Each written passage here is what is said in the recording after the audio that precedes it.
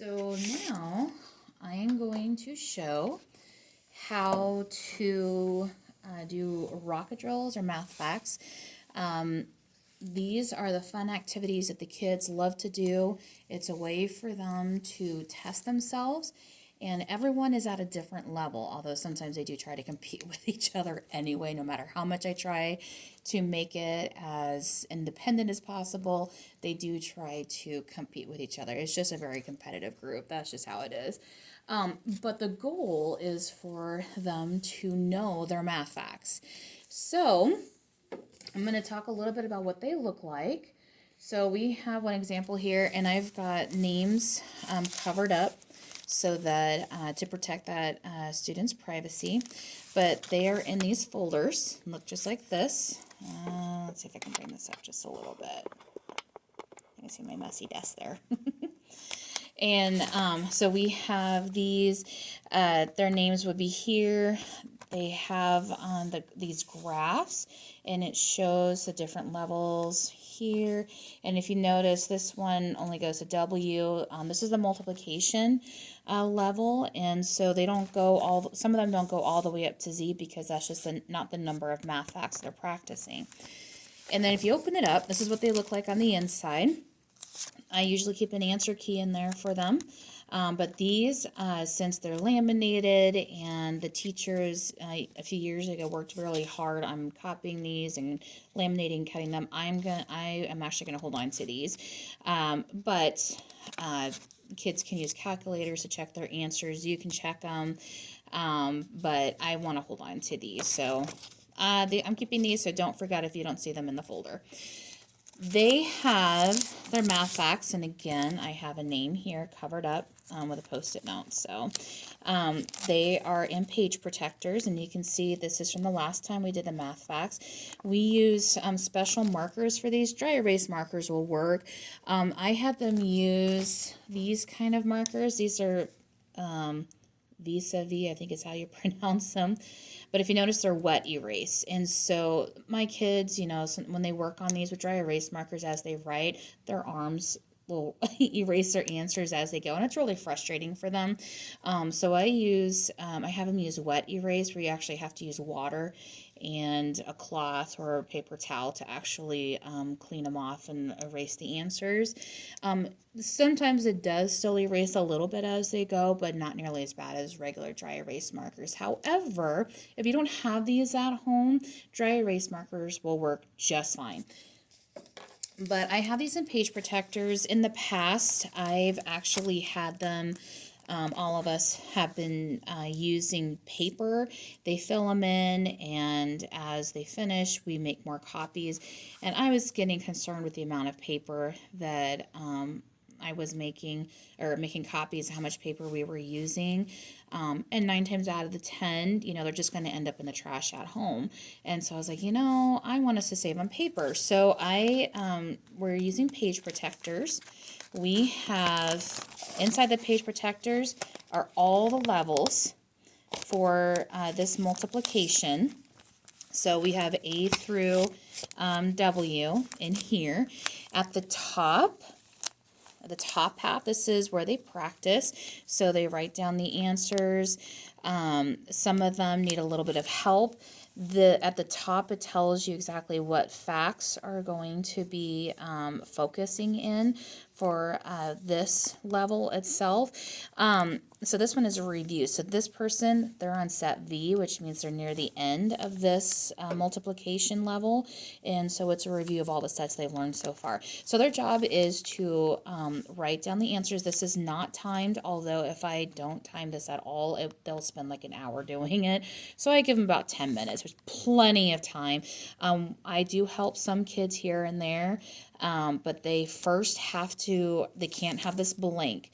In order for me to help them, they have to write the answers that they know, and then I'll call them up and I'll help them with 1 or 2 answers. And I've taught them, okay, Now this person, it looks like 90, but I know this person's handwriting really well. It's actually that's actually 40. 8 times 5 is 40.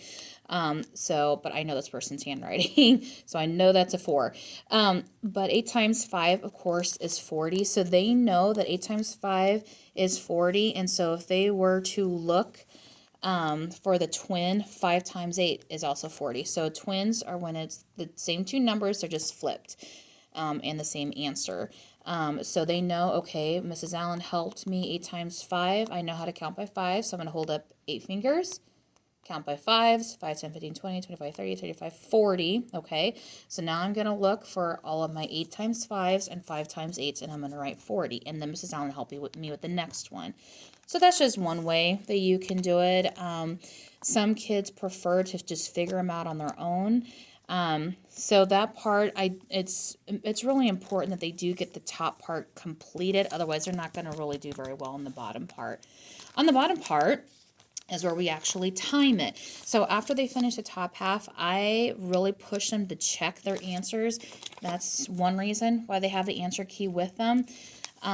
So that they can check their answers and see if they're correct. And looking at some of these answers, this person did not do that, but that's okay.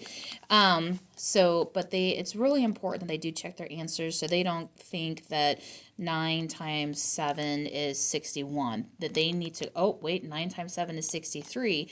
They fix it, and then they don't go through the rest of the levels thinking of the wrong answer.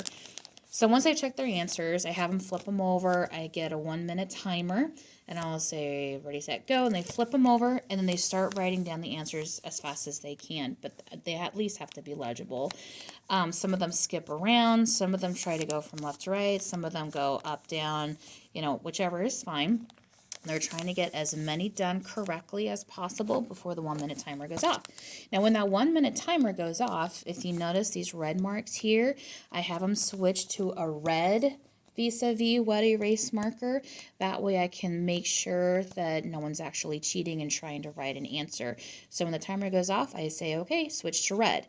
So they close their blue or green markers, or black. Some of them have black as well, and they all pick up their red markers, and I can tell right away who might be trying to cheat. Now what they're doing is they are doing two things when they check their answers. They check their answers down here to make sure they're correct, circle them if they're not, and then the other thing is they count how many they have correct, not how many they have finished, how many they have correct, and they're just counting just this bottom part.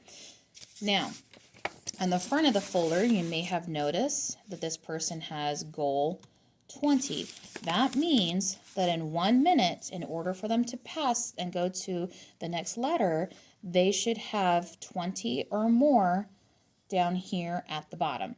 If they have 20 or more, they go on to the next level. And so if they go into the next level, so this person was on V. Let's say that this person got them correct, and they're ready now to go on to the next level. So then the next step is they're going to write down writing on their folder. Okay, so they're going to write down if they passed or not. If they passed, they put the date that they did it. So this, so we'll say that let's say this is today. So this person wrote 3/9. And let's pretend it's March 9th. They finished it, so then we're going to X out those boxes and then know that we're going to get W. Now, the next day, I want them to continue practicing their facts. So this is something that I started doing this year for independent seat work. One of the worksheets that they do, or one of the things that they work on their own, is they'll get this back, just like this, and their job is to finish, and it's not timed, their job is to finish writing in the facts and correcting anything that might be wrong. That's their job. And that way, and I've noticed by doing this, they are so much better at these math facts now. And by forcing them to go through and check their answers, they're going to know, okay, that's not correct. I need to fix that. And then also, I can go through it and go, okay, 7 times 6 is not 24. And so when this person gets it back later on, they're going to take a look. Oh, I got that wrong, so I'm going to fix that. I always check them. at the end of the day. So when we do our math facts, the timing and all that, at the end of the day, I check these to make sure they really did pass. I check to make sure they actually did check their answers. To be honest, it's a real quick check because I have 15 kids and tons of work, so it's a real quick look through. But then I give it back to them the next day. They correct anything that I circled. Now, if they turn it back into me and I look and I realize this person did not correct it, I give it right back to them to have them corrected. So they are held accountable for that. Then, so this person will say they passed. The next thing is W. So then you just open up this page protector. Hopefully I'm not accidentally showing this person's name on here. And you are going to find the next level. Sometimes it's easier to pull them all out and just switch them. Sometimes there's just a few, like I've been able to copy them front and back, so you can just take the one out and flip it. Either way, it doesn't matter. So this person is now going to go on to W, but remember we're not going to write on here.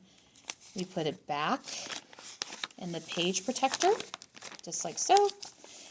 And then I have kiddos where their job is to wash these off with water, a little squirt of water, and wipe it down with a cloth. And it literally takes like 5 minutes to clean off all 15 of them for the next round. So there's that. What I also do is I actually have 2 sets of these in each folder. One, they're correcting and finishing. The other one is cleaned off and ready for the timed math fact rocket drills for that day. My thought process is, since these are going to be going home, I'm just going to send 1 set. I don't think you guys really need to have 2, just because there's probably more access for, and it's easier to wipe down 1 than to wipe down 15 before the next day. So I hope you guys will understand that. So there's that. And then they would go on to the next. Now, let's say this person did not pass.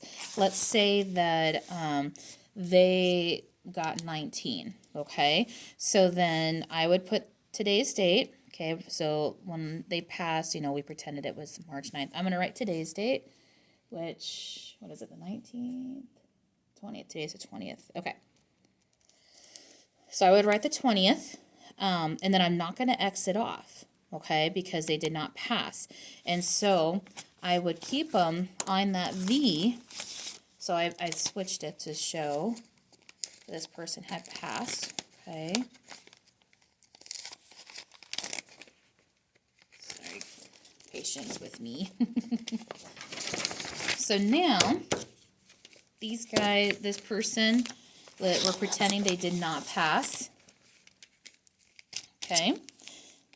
So we're pretending they didn't pass. They're still going to be on V. They still need to finish and correct it, and then they're going to clean it off, make sure it's dry. They learned that if it's not dry and wet, it's hard for them to write on there, but they just wipe it off and then do it again. So they do that top part again, check their answers, do the 1 minute timing, check their answers, and then they just do it again. And it's 1 per day. If you want them to keep doing it more than 1 day, that's up to you. But for us in our classroom, we just do it once a day. So let's say this person tries it again the next day, still doesn't pass. And so you just keep writing the dates that they don't pass. You go on across, okay? And then usually when they get to the 6th one, I look at to see how close they are. If their goal is 20 and they got 19 on this day, I'm going to give them 1 more day. And on that day, if they still don't pass, then we need to go back. Or if they're only getting 10, then they need to go back. And what you do when they are just not passing, that means they weren't actually ready for this set of math facts yet. They might have gotten lucky, or there's just one of those math facts they're just not understanding. And so then what they do, now I white them out. You can just cross them out, or you can write in pencil, so then you can erase if you need to. But I white out the dates, and you can see I whited out for this person, because they had to go back. So then I would white out these dates, Okay. And then they would go back a level. Okay, so this person was on V, so now they're going to go to U. And then I would take this out, switch it, make sure that this is completed, then erase it, and then put U in there. And then the process starts over, but for level U. And that's a way to help them make sure that they're learning their math facts. It's actually a very important program that this company does. It's Mastering Math Facts. And years ago, the elementary team actually went up to a conference and learned how to use this. I was not there for that, but I was told about it when I was hired. Now, this one is division, and so you notice that it's blue. So I use different colors for each set of levels. There's addition, subtraction. I just showed you the yellow multiplication, and this one is division. If you notice, and they like to decorate them. I let them do that. That's fine. This person's goal is 20, and this person right now is on level F, so they haven't been in division very long. What I like to do is I like to write the goal down here based on what we did at the beginning of the year, is how I get their goals, and then I write it in red. I give them a chance. Usually around the beginning, they're like, Mrs. Allen, can you make my goal higher? This is too easy. And I tell them no, because it's going to get harder, and you're going to be glad that that's your goal for now. But once they get down into here, I up their goal. And I look to see, historically, are they all the way up to here? Are they getting all 40? If they're getting all of them, or the majority of them right, I'm going to say their goal is going to be, I just have it up by 5 to 10, no more than that. So this person, if they're constantly getting like 35 and 40, their goal I'm going to change to 25. And I'm not going to have their goal go up to 40 because at this age level, that's too frustrating for them. When they get up to the bigger grades, like 4th grade, 5th grade, sometimes their goal will be 40, depending on that teacher's preference. But at this age level, that's too frustrating for them. And so I only up it up about 5, sometimes 10. So this person, I would say 25, because when they start getting to here, this is when it's going to get really hard, but it's still a good challenge for them. Now, let's say that their goal is 20 and they're getting 20. I'm still going to push them at 25, and I'm going to watch as they go. If at this point they are super struggling with goal 25, then I might put it down to 22. Some kids, their mindset is my goal is 20, so that's all I'm going to go for, is that bare minimum. And so sometimes pushing their goal up to 25 pushes them and challenges them to work a little bit harder. For some kids, that goal is hard enough as it is. And so just putting their goal 1 or 2 more makes a big difference.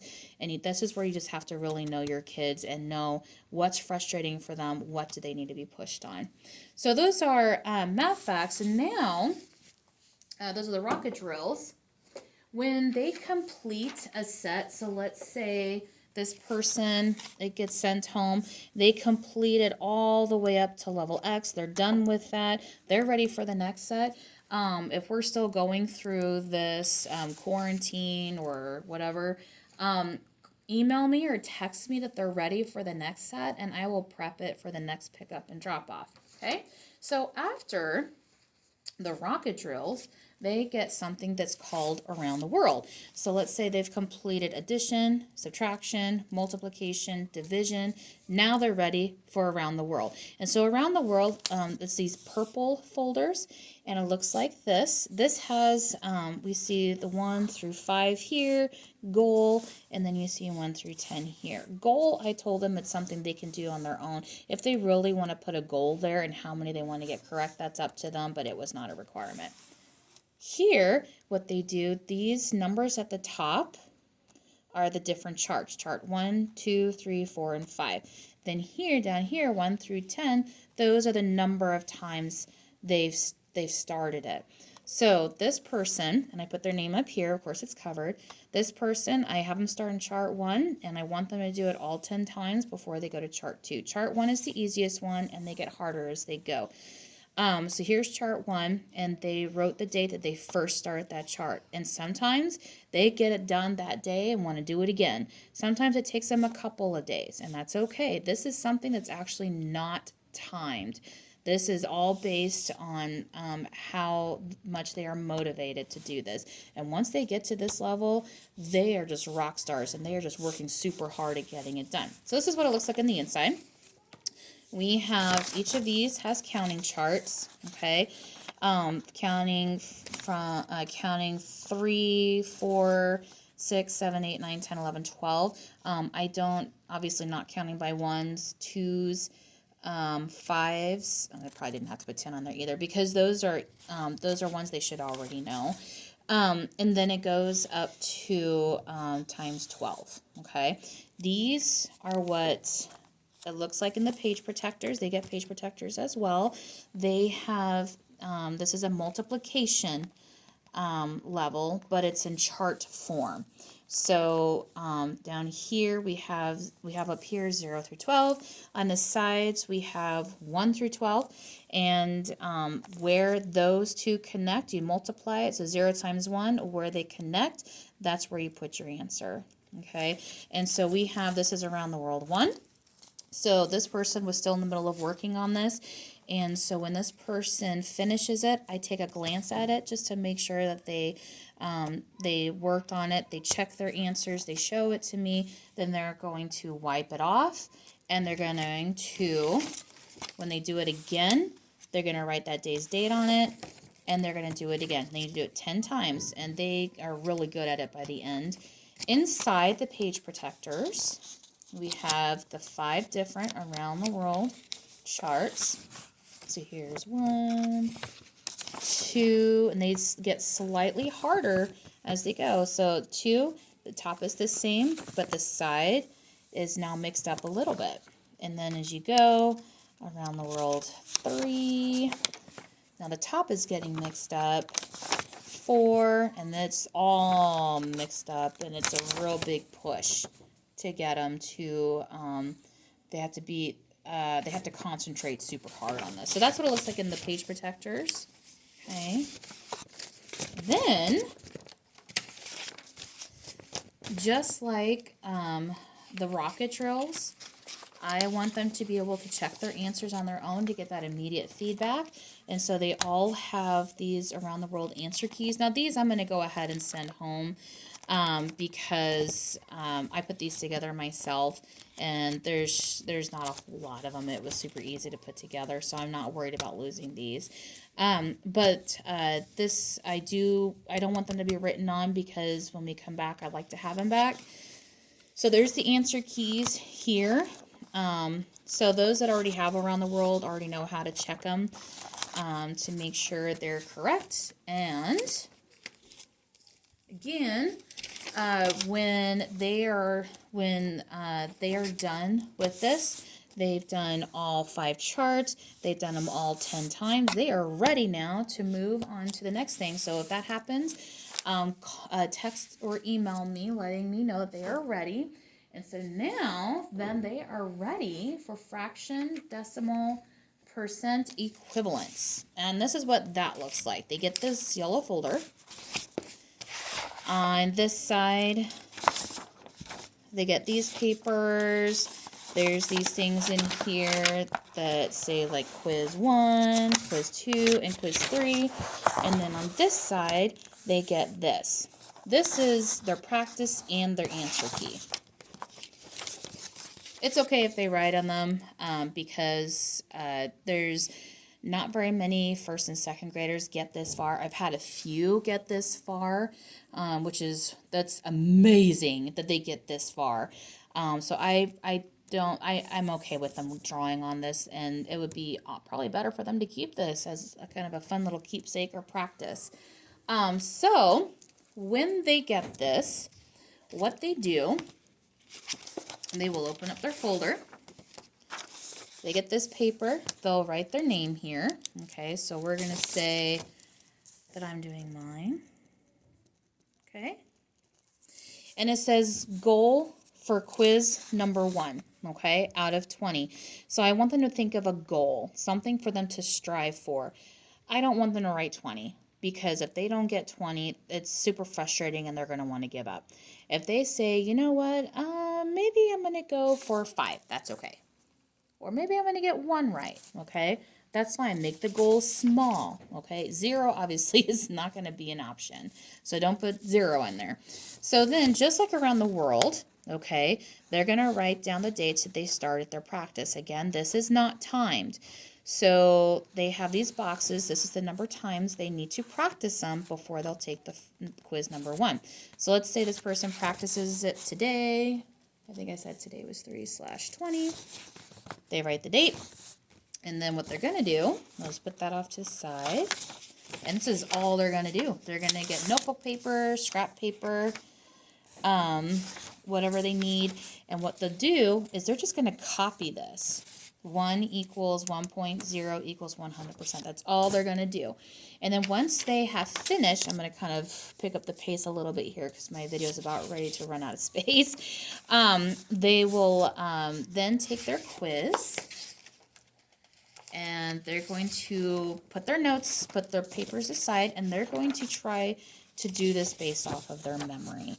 And they'll put their name, and they'll write down, maybe do a really good guess, even if they're not sure, because they could accidentally be correct, okay? Try not to leave anything blank. And then once they're done, and again, that is not timed, when they're done, then they've got this to check their answers. And they mark it off. If it's not correct, maybe they correct it. And then they write down the date they took the test. And then the score. How much did they get correct? Maybe this person got 0. That's okay. We're not going to freak out about that, okay? Let's say they beat their goal, okay? That's okay. No big deal. And then same thing. Then they're going to make a goal for quiz number 2. Practice, and they're just going to use that same chart and just practice it, write it 10